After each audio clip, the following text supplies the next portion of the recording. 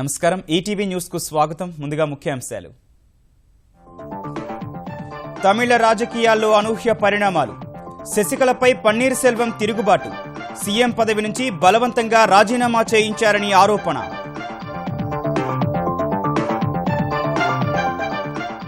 పన్నీరుపై అన్నాడీఎంకే చర్యలు కోశాధికారి పదవి నుంచి ఉద్వాసన పార్టీ సభ్యత్వాన్ని రద్దు చేస్తామన్న శశికళ ఎమ్మెల్యేలంతా తన వైపే ఉన్నారని ప్రకటన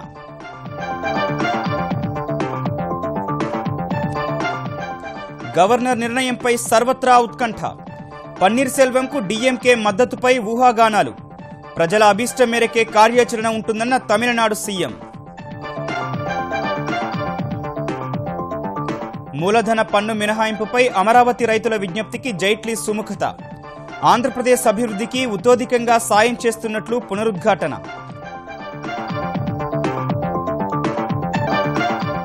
భాగస్వామ్య సదస్సు ఒప్పందాలకు కార్యరూపం ఇవ్వాలన్న చంద్రబాబు ప్రతి ఎంఓయూకి ప్రత్యేక అధికారి నియామకం సత్వర అనుమతులకు ఆదేశాలు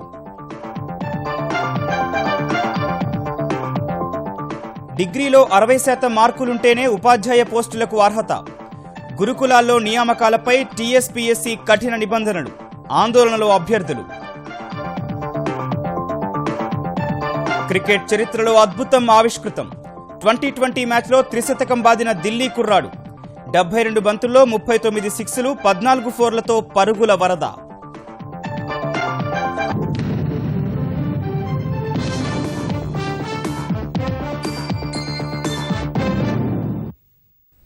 తమిళనాడు ముఖ్యమంత్రి జయలలిత మృతి తర్వాత అన్నాడీఎంకేలో నివురుగప్పిన నిప్పులా ఉన్న రాజకీయాలు ఒక్కసారిగా భగ్గుమన్నాయి శశికళ ముఖ్యమంత్రి పదవి చేపట్టబోవడాన్ని పార్టీలో కొందరు బాహటంగానే వ్యతిరేకించగా ఇన్నాళ్లు విధేయత చాటుతూ వచ్చిన ముఖ్యమంత్రి పన్నీర్ సెల్వం ఆమెపై హఠాత్తుగా తిరుగుబాటు చేశారు జయలలిత అనారోగ్యంతో ఉన్నప్పుడు తానే ముఖ్యమంత్రి కావాలని చెప్పారన్న సెల్వం ఆమె మృతి తర్వాత శశికళ వర్గం తనను అవమానాలకు గురిచేసి బలవంతంగా రాజీనామా చేయించిందని ఆరోపించారు శశికళ ముఖ్యమంత్రి కావడాన్ని రాష్ట్ర ప్రజలు అంగీకరించడం లేదన్న ఆయన ప్రజలు కోరితే రాజీనామాను వెనక్కు తీసుకుంటారని ప్రకటించారు జయలలిత మృతి తరువాత తమిళనాడు ముఖ్యమంత్రి పగ్గాలు చేపట్టి రాజకీయ పరిణామాల నేపథ్యంలో శశికళకు మార్గం సుగమం చేస్తూ పదవికి రాజీనామా చేసిన పన్నీర్ సెల్వం మంగళవారం ఒక్కసారిగా ఆమెపై తిరుగుబాటు బావుటా ఎగురవేశారు మొదట చెన్నై మెరీనా బీచ్లో జయలలిత సమాధి వద్ద నివాళి అర్పించి 40 నిమిషాల పాటు అక్కడే కూర్చొని ధ్యానం చేసిన పన్నీర్ సెల్వం తరువాత మీడియాతో మాట్లాడారు అంతరాత్మ ప్రబోధం మేరకే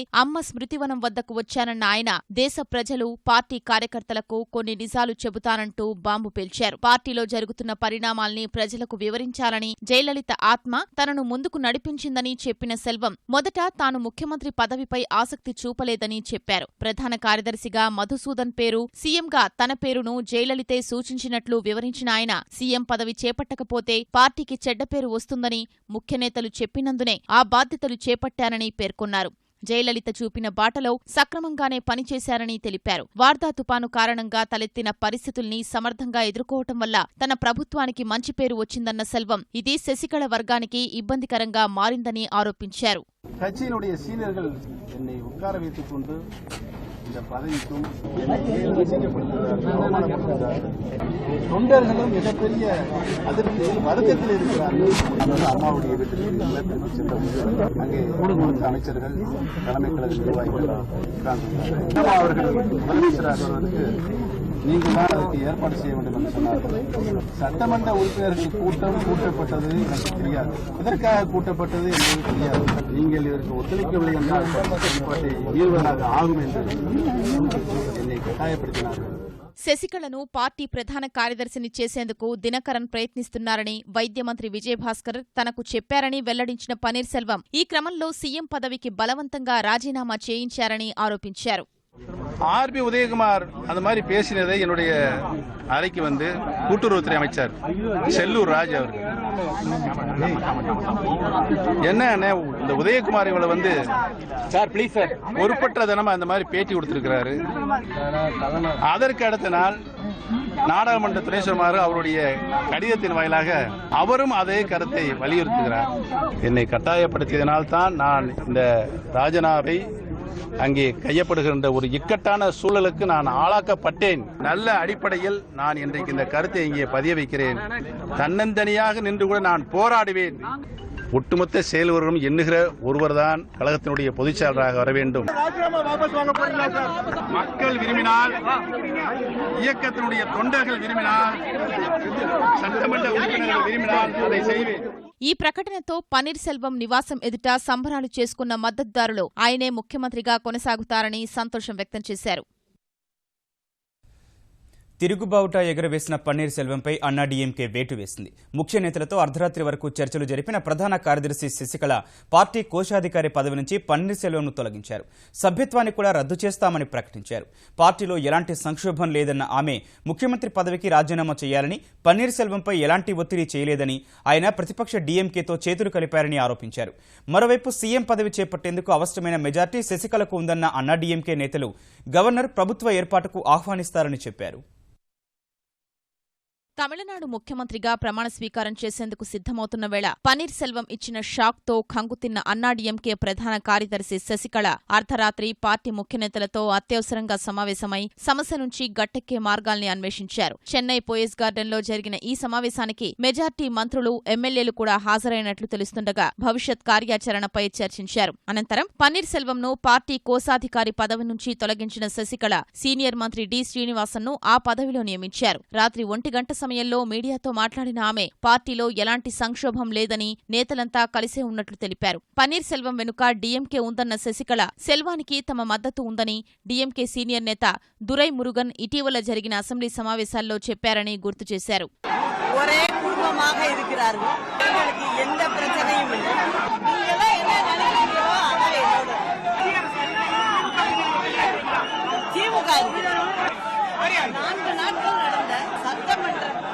தொடரில் எதிர்கட்சி தலைவரும் முதல்வரும் ஒருவரை ஒருவர் பார்த்துக் கொண்டு சிரித்துக் கொண்டு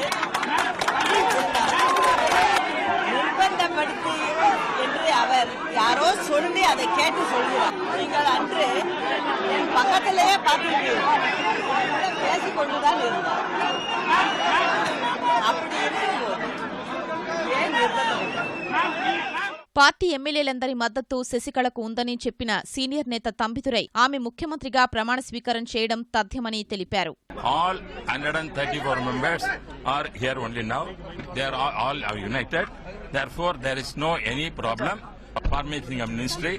I hope that governor will immediately come to Chennai and invite our Chinnamma to form the ministry. We hope that. He is a seasoned politician, 3 times chief minister. Do you think he will yield to the pressure? That means every time if at all he yields to pressure, he is unfit to be continuous chief minister. No, he only backstabbed the party. Only the DMK forces are doing all this drama. He is trying to form the ministry. That may not be possible. ప్రభుత్వ ఏర్పాటుకు governor ఆహ్వానిస్తే బల నిరూపణ చేసుకోవాల్సిన అవసరం ఉన్నందున శశికళ తనకు మద్దతిస్తున్న ఎమ్మెల్యేలతో ఈ ఉదయం 10 గంటలకు సమావేశం ఏర్పాటు చేశారు. మరోవైపు పార్టీ కోశాధికారి పదవి నుంచి తనను తప్పించే అధికారం శశికళకు లేదని పన్నీర్ సెల్వం అన్నారు. ఆ పదవిని 10 ఏళ్ల క్రితం జయలలితే తనకు కట్టబెట్టారని వెల్లడించారు. తాను చేసిన ప్రకటన వెనుక డీఎంకే హస్తం ఉందన్న శశికళ ఆరోపణలను ఖండించిన పన్నీర్ సెల్వం శాసనసభ సమావేశాల్లో స్టాలిన్ను చూసి నవ్వడంలో ఎలాంటి తప్పు లేదని స్పష్టం చేశారు. తాను క్షేత్రస్థాయి నుంచి ఎదిగిన సామాన్య కార్యకర్తలని చెప్పిన ఆయన అన్నాడీఎంకే కార్యకర్తలు తమిళనాడు ప్రజల ఆకాంక్షలకు అనుగుణంగా భవిష్యత్ కార్యాచరణ ఉంటుందని పేర్కొన్నారు. పన్నీరు సెల్వం తిరుగుబాటుతో డీఎంకే కార్యనిర్వాహక అధ్యక్షుడు స్టాలిన్ ఆ పార్టీ ముఖ్య నేతలతో చెన్నైలో మంత్రాలు జరిపారు. పన్నీర్ సెల్వంతో స్టాలిన్కు మంచి సంబంధాలే ఉన్నందున ఆయనకు డీఎంకే మద్దతిస్తుందనే ఊహాగానాలు తలెత్తాయి. పన్నీర్ సెల్వంను ప్రశాంతంగా పనిచేయలేదని ఆరోపించిన స్టాలిన్ తాను ఇప్పటికే చెప్పిన విషయాలనే ఆయన కూడా వెల్లడించారని చెప్పారు. పన్నీర్ సెల్వం రాజీనామా చేయాలని బెదిరించిన వారిపై చర్యలు తీసుకోవాలని డిమాండ్ చేసిన స్టాలిన్ రాష్ట్రంలో స్థిరమైన ప్రభుత్వ ఏర్పాటుకు గవర్నర్ చర్యలు తీసుకోవాలని డిమాండ్ చేశారు. ప్రస్తుత పరిణామాల నేపథ్యంలో అన్నాడీఎంకేలో చీలిక తప్పదనే వాదన వినిపిస్తుండగా గవర్నర్ నిర్ణయం ఎలా ఉంటుందనేది ఆసక్తికరంగా మారింది. మొత్తం 234 మంది ఎమ్మెల్యేలున్న తమిళనాడు శాసనసభలో పన్నీర్ సెల్వంతో కలిపి అన్నాడీఎంకేకి 134 మంది ఎమ్మెల్యేలున్నారు. డీఎంకేకి 89 మంది, కాంగ్రెస్ 8, ఇతరులు 2 ఉన్నారు. జయలలిత మృతితో ఒక సీటు ఖాళీగా ఉంది. తాజా పరిణామాల మధ్య అన్నాడీఎంకేలో శశికళకు ఎంతమంది మద్దతిస్తున్నారు, పన్నీర్ సెల్వం వైపు ఎంతమంది వస్తారనేది ఆసక్తికరంగా మారింది. అమరావతి నిర్మాణం కోసం భూ సమీకరణ కింద భూములిచ్చిన రైతులకు మూలధన పన్ను మినహాయింపును ఒకసారి అమ్ముకునే వరకిచ్చే విషయంలో కేంద్ర ఆర్థిక మంత్రి అరుణ్ జైట్లీ సానుకూలంగా స్పందించారు. బడ్జెట్లో మూలధన పన్ను మినహాయింపు ఇవ్వడం పట్ల ప్రధాని మోదీ, కేంద్ర మంత్రులు జైట్లీ, వెంకయ్యకు కృతజ్ఞతలు తెలిపేందుకు ఢిల్లీ వెళ్లిన రైతులు నిన్న ఉదయం మోదీ, వెంకయ్యను సత్కరించారు. రాత్రి కేంద్ర మంత్రి సుజనా చౌదరి నివాసంలో జరిగిన కార్యక్రమంలో జైట్లీని సత్కరించుకున్న రైతులు మూలధన పన్ను మినహాయింపుపై విజ్ఞాపనలను ఆయనకు అందించారు. ఆ విజ్ఞాపనలను పరిశీలిస్తామన్న మంత్రి ఆంధ్రప్రదేశ్ను ఆదుకునేందుకు ప్రజల్లో నైరాశ్యం తొలగించి రాష్ట్రాభివృద్ధిలో భాగస్వామ్యులయ్యేలా కేంద్రం చేయాల్సిందంతా చేస్తోందని చెప్పారు. The acquisition process is very complicated. So land pooling is a wonderful idea which has started in Andhra Pradesh and it has to be encouraged. And if we start taxing people for agreeing to land pooling, then in future in other places people will not agree to this. And therefore we started working logically, and I'm glad we've been able to move forward on this. All that we have done is that we have gone into a straight line, that what was both politically and legally correct is what we have done, and I am glad a number of people will benefit. Jaidev has given this new letter, and so as your organization will certainly, I'll have it examined. Telangana గురుకుల పాఠశాలలో సిబ్బంది నియామకానికి సంబంధించి అభ్యర్థులకు ఉండాల్సిన అర్హతలను తెలుపుతూ TSPSC ప్రకటన విడుదల చేసింది. అభ్యర్థుల ఎంపికకు పాత జోనల్ విధానాన్ని అనుసరిస్తామని స్పష్టం చేసిన టీఎస్పీఎస్సీ పరీక్ష ఆంగ్లంలోనే నిర్వహిస్తామని, అభ్యర్థులు డిగ్రీలో కనీసం ప్రథమ శ్రేణిలో ఉత్తీర్ణులై ఉండాలని, ఎస్సీ ఎస్టీలైతే 50% డిగ్రీలో సాధించి ఉండాలని నిబంధన పెట్టింది. పీజీటీ ఉపాధ్యాయుల నియామకాలకు వచ్చే అభ్యర్థులకు కనీసం 3 ఏళ్ల అనుభవం ఉండాలని పేర్కొంది. పీడీ, పీజీటీ, టీజీటీ పోస్టులకు ప్రధాన రాత పరీక్ష వేరువేరుగా ఉంటుంది. టీజీటీ అభ్యర్థులు టెట్ ఉత్తీర్ణులైనప్పటికీ డిగ్రీలో 60% మార్కులు లేకుంటే అనర్హులే. కనీస అర్హతల్లో మార్పుల పట్ల అభ్యర్థులు ఆందోళన చెందుతున్నారు. టెట్లో నిబంధనను ఉద్యోగ నియామకాలకు పెట్టడం సరికాదని తెలిపారు. టీజీటీ ఉద్యోగాల్లో టెట్ మార్కులకు 20% వెయిటేజీ ఉండనుంది. మెయిన్స్లో మార్కుల ఆధారంగా ప్రతి పోస్టుకు 2 అభ్యర్థుల్ని ధ్రువపత్రాల పరిశీలనకు పిలవనున్నారు. తెలంగాణ పబ్లిక్ సర్వీస్ కమిషన్ మరో ఉద్యోగ ప్రకటన విడుదల చేసింది. కాలుష్య నియంత్రణ మండలిలో 63 ఉద్యోగాల భర్తీ కోసం నోటిఫికేషన్ జారీ చేసింది. 8 కేటగిరీల్లో మొత్తం 63 పోస్టులకు ప్రకటన విడుదల చేసింది. ఈ నెల 12 నుంచి ఏప్రిల్ 7 వరకు ఆన్లైన్లో దరఖాస్తులు స్వీకరించనున్నట్లు కమిషన్ వెల్లడించింది. దరఖాస్తులు, ప్రకటన పూర్తి వివరాలను వెబ్సైట్లో పొందుపరచనున్నట్లు టీఎస్పీఎస్సీ వెల్లడించింది. ఆంధ్రప్రదేశ్లో వ్యవసాయం, పరిశ్రమలు, సేవా రంగాల ద్వారా 15% వృద్ధి రేటు సాధించాలన్న లక్ష్యానికి అనుగుణంగా భాగస్వామ్య సదస్సులో జరిగిన పెట్టుబడుల ఒప్పందాలను కార్యరూపంలోకి తేవాలని ముఖ్యమంత్రి చంద్రబాబు అధికారులను ఆదేశించారు. అమరావతి సచివాలయంలో ఒప్పందాలపై సమీక్షించిన ఆయన ప్రతి ఎంఓయూకి ఒక అధికారిని నియమించి వేగంగా కార్యరూపం దాల్చేందుకు కృషి చేయాలని సూచించారు. ఇతర రాష్ట్రాల్లో జరిగిన సదస్సులు, కుదిరిన ఒప్పందాలు, వాటిలో వాస్తవ రూపం దాల్చిన పెట్టుబడులను పరిశీలించి వాటికంటే మెరుగ్గా ప్రాజెక్టులు వచ్చేలా చర్యలు తీసుకుని అవసరమైన భూ కేటాయింపులు, ఇతర అనుమతులు పారదర్శకంగా, వేగంగా ఇవ్వాలని సూచించారు. దావోస్ తరహాలో అమరావతిలో భాగస్వామ్య సదస్సుల నిర్వహణ కోసం శాశ్వత వేదికను ఏర్పాటు చేసే అంశంపై అధ్యయనం చేయాలన్నారు. రాష్ట్రంలో ప్రస్తుతం ఉన్న పరిశ్రమల పనితీరు, వాస్తవ స్థితిగతులు తెలుసుకుని దానికి అనుగుణంగా పారిశ్రామిక రంగానికి సరైన మార్గసూచి సిద్ధం చేసుకోవాలని చెప్పారు. సులభతర వాణిజ్యానికి సంబంధించి ఈసారి కేంద్రం 294 అంశాలను రాష్ట్రాలకు పంపిందని, వాటిలో 103 అంశాలు కొత్తవని పరిశ్రమల శాఖ కమిషనర్ కార్తికేయ ముఖ్యమంత్రికి వివరించారు. 294 అంశాలను అన్ని ప్రభుత్వ శాఖలకు పంపి ఇప్పటి నుంచే సన్నద్దమయ్యేలా చర్యలు చేపట్టాలని చంద్రబాబు నిర్దేశించారు. అమరావతి ప్రాంతంలో నిర్మిస్తోన్న సీడ్ యాక్సిస్ రహదారి నిర్మాణం కోసం తుళ్లూరులో నిర్వహించిన భూసేకరణ అవగాహన సదస్సు గందరగోళంగా మారింది. ఇల్లు కోల్పోతున్న వారికి అంతే పరిమాణంలో స్థలం, ఇంటి విలువకు రెట్టింపు ఇస్తామన్న ప్రభుత్వ హామీని తుళ్లూరు వాసులు వ్యతిరేకించారు. గ్రామ కంఠాలు తేల్చకుండా ఇల్లు తొలగిస్తే అడ్డుకొని తీరతామన్నారు. రైతుల అభిప్రాయాలు విన్న అధికారులు ప్రభుత్వం దృష్టికి తీసుకెళ్తామని చెప్పారు.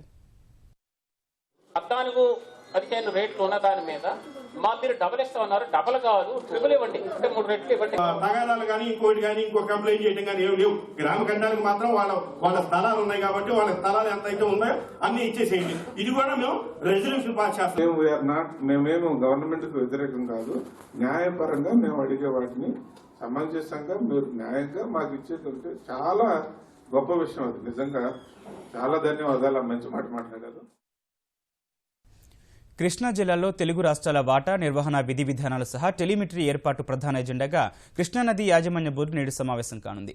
బోర్డు చేసిన కేటాయింపుల కంటే ఎక్కువ నీటిని వాడుకున్నాయని ఇప్పటికే పరస్పరం రెండు రాష్ట్రాలు ఫిర్యాదు చేసిన నేపథ్యంలో భేటీ కీలకంగా మారింది. శ్రీశైలం, సాగర్లలో కనీస నీటి మట్టంపై 34 టీఎంసీల నీరు అందుబాటులో ఉందని బోర్డు చెబుతోంది. ఇందులో విడుదలకు ఆదేశాలిచ్చి కూడా వాడుకునే నీరు 20 టీఎంసీలకు పైగా ఉంది. ఈ తరుణంలో సమావేశం జరుగుతున్నందున నీటి కేటాయింపు, వినియోగంపై నిర్ణయం ఎలా ఉంటుందన్నది ఆసక్తికరంగా మారింది. హైదరాబాద్ జలసోద వేదికగా మధ్యాహ్నం చైర్మన్ హల్దర్ అధ్యక్షతన జరిగే సమావేశంలో సభ్య కార్యదర్శి సమీర్ చటర్జీతో పాటు తెలంగాణ, ఆంధ్రప్రదేశ్ రాష్ట్రాల నీటిపారుదల శాఖ ఉన్నతాధికారులు పాల్గొంటారు. ఇరు రాష్ట్రాల నీటిపారుదల మంత్రులు తమ రాష్ట్రాల వాదనను బలంగా వినిపించేందుకు అధికారులు సన్నద్ధంగా ఉండాలని ఇప్పటికే ఆదేశించారు. కాళేశ్వరం ఎత్తిపోతల పథకంలో భాగంగా పెద్దపల్లి జిల్లా అంతర్గా మండలం గౌలివాడలో సేకరించదలిచిన 240 ఎకరాల జోలికి వెళ్లొద్దని హైకోర్టు మధ్యంతర ఉత్తర్వులు జారీ చేసింది. భూసేకరణ చట్టం ప్రకారం పునరావాసం, పరిహారం చెల్లింపు ప్రక్రియ పూర్తయ్యే వరకు ఆ భూముల్లో జోక్యం చేసుకోరాదని స్పష్టం చేసింది. సుందిళ్ల బ్యారేజీ నుంచి శ్రీపాద ఇల్లంపల్లి ప్రాజెక్టుకు చేపట్టిన ఎత్తిపోతల పథకం కోసం గౌలివాడలో 240 ఎకరాల భూసేకరణకు ప్రభుత్వం కసరత్తు చేస్తుండగా బలవంతంగా భూములు స్వాధీనం చేసుకునేందుకు ప్రయత్నిస్తున్నారంటూ పి ప్రవీణ్ రెడ్డి అనే వ్యక్తి దాఖలు చేసిన వ్యాజ్యంపై హైకోర్టు విచారణ చేపట్టింది. సామాజిక అధ్యయనం, పరిహారం, పునరావాసం, మార్కెట్ విలువ పెంచడం వంటి భూసేకరణ ప్రక్రియ పూర్తి చేయకుండానే డిక్లరేషన్ ఇచ్చి భూములు లాక్కునే ప్రయత్నం చేస్తున్నారని పిటిషనర్ తరపు న్యాయవాది వాదించారు. ప్రభుత్వానికి చెందిన 106 ఎకరాల్లోనే పనులు చేస్తున్నామని 240 ఎకరాల జోలికి వెళ్లడం లేదని అడ్వకేట్ జనరల్ తెలిపారు. అయితే 50 ఏళ్లుగా సాగులో ఉన్న భూమిని కూడా ప్రభుత్వం తనదిగా చెబుతోందని పిటిషనర్ తరపు న్యాయవాది వాదించారు. ఇరువైపులా వాదనలు విన్న హైకోర్టు భూసేకరణ చట్టం ప్రకారం ప్రక్రియ పూర్తయ్యే వరకు 240 ఎకరాల జోలికి వెళ్లవద్దని ఉత్తర్వులు జారీ చేసింది. పూర్తి వివరాలతో కౌంటర్ దాఖలు చేయాలని ప్రభుత్వాన్ని ఆదేశిస్తూ విచారణను 2 వారాలకు వాయిదా వేసింది. మత్స్యరంగాన్ని విశేషంగా ప్రోత్సహిస్తోన్న తెలంగాణ సర్కారు ఈ రంగంలో మరిన్ని అవకాశాలు కల్పించేందుకు సిద్ధమైంది. ఈ మేరకు తెలంగాణలో 40 చిల్లర మార్కెట్ల నిర్మాణం కోసం 100% నిధులు గ్రాంట్గా ఇవ్వాలని నిర్ణయించింది. మత్స్య అభివృద్ధి పథకం కింద ఒక్కో యూనిట్కు 10 లక్షల రూపాయలు మంజూరు చేస్తూ తెరాస సర్కారు మార్గదర్శకాలు విడుదల చేసింది. 2016-17 ఆర్థిక సంవత్సరం బడ్జెట్లో 40.5 కోట్ల రూపాయలు కేటాయించిన ప్రభుత్వం రాష్ట్రంలోని చెరువుల్లో వదిలిన చేప పిల్లలు పెరిగి మార్కెట్కు వచ్చే సమయానికి చిల్లర మార్కెట్ల నిర్మాణం పూర్తి చేయాలని భావిస్తోంది. పురపాలక సంఘాలు, నగర పంచాయతీలు, గ్రామ పంచాయతీలో తగినంత భూమి కేటాయిస్తే జిల్లా కలెక్టర్ అనుమతితో 100% గ్రాంట్ ఇచ్చి చిల్లర మార్కెట్లు ఏర్పాటు చేయనున్నట్టు తెలిపింది. శ్రీకాకుళం జిల్లా ఉద్దానం ప్రాంతంలో విజృంభిస్తోన్న కిడ్నీ వ్యాధులపై భారత వైద్య పరిశోధన మండలి బృందం అధ్యయనం ప్రారంభించింది. మంగళవారం కలెక్టర్ కార్యాలయంలో ఎన్టీఆర్ ఆరోగ్య విశ్వవిద్యాలయం ఉపకులపతి రవిరాజ్ నేతృత్వంలో బృంద సభ్యులు కలెక్టర్ను కలిసి సమస్య తీవ్రతను తెలుసుకున్నారు. ఈ సమస్యపై 6 నెలల నుంచి ఏడాది పాటు సర్వే నిర్వహించనున్నట్లు రవిరాజ్ పేర్కొన్నారు. తర్వాత సోంపేట సామాజిక ఆసుపత్రిలో బృంద చర్చల్లో పాల్గొన్న బృంద సభ్యులు కవిటి మండలం బొరివంకలో జరుగుతున్న వ్యాధి నిర్ధారణ పరీక్షలను అధ్యయనం చేశారు. అనంతరం కలెక్టర్తో నరసన్నపేటలో మాట్లాడిన బృందం రాబోయే కాలంలో తీసుకునే చర్యలపై చర్చించారు. ఇవాళ విశాఖపట్నంలో ప్రాజెక్టు తయారు చేసి గురువారం వైద్య ఆరోగ్య శాఖ మంత్రికి వివరాలను ఇవ్వనున్నట్టు చెప్పారు. ఈ నెల 10 నుంచి విజయవాడలో జరగనున్న మహిళా పార్లమెంటేరియన్ల సదస్సును పురస్కరించుకుని భారీ ఎత్తున సాంస్కృతిక కార్యక్రమాలు నిర్వహించేందుకు ఏపీ సర్కారు ఏర్పాట్లు చేస్తోంది.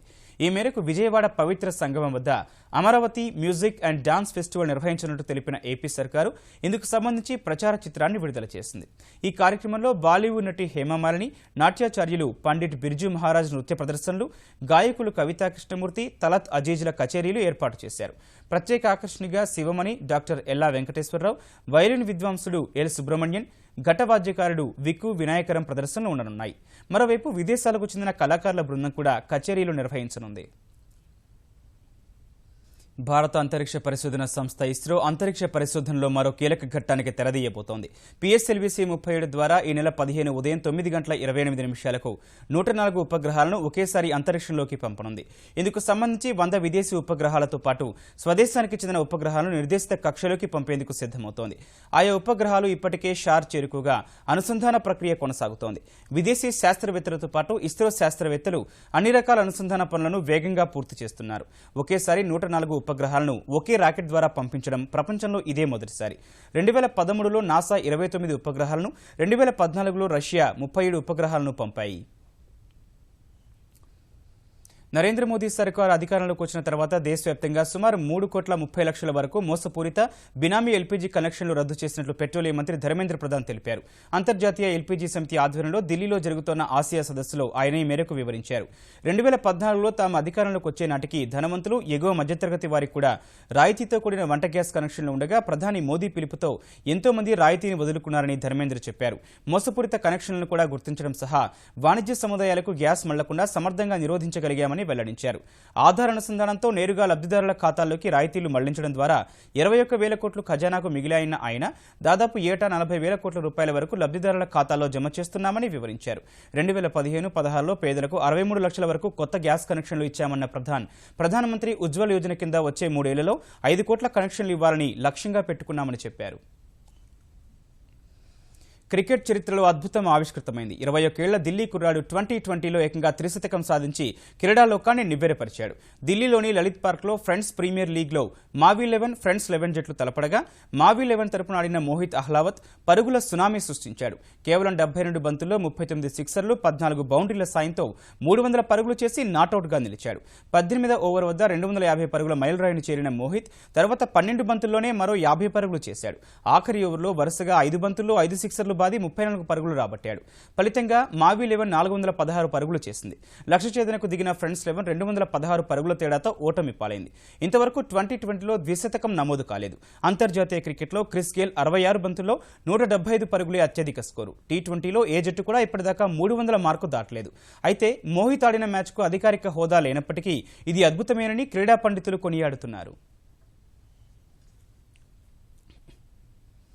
ఈటీవీ న్యూస్ సమాప్తం. నమస్కారం.